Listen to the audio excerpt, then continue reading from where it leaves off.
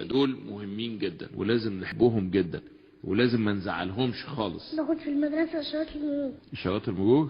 أيوة. كل يوم؟ كان 3 أيام. اليوم الأول ما عملناش عشان أنت ما جيتش. إيه اللي ما جاتش؟ عشان أنت ما جيتش، مش أنت الوزير؟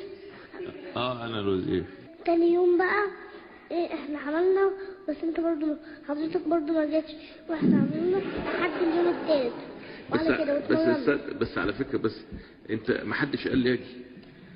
ما حدش قال لي أجي. لو كنت قلتولي أجي كنت جيت.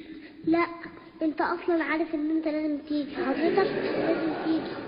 طب قول لي أنت بقى، لما تقعد تتكلم مع المس في الفصل كده وتتكلم كتير وترغي معاها وتتفلسف زي ما بتتفلسف كده. مش بتكلم معاك كتير خالص؟ يعني ما تقعدش تجري كده زي ما أنت عمال تجري كده وتتفلسف؟ هو أنا بجري دلوقتي؟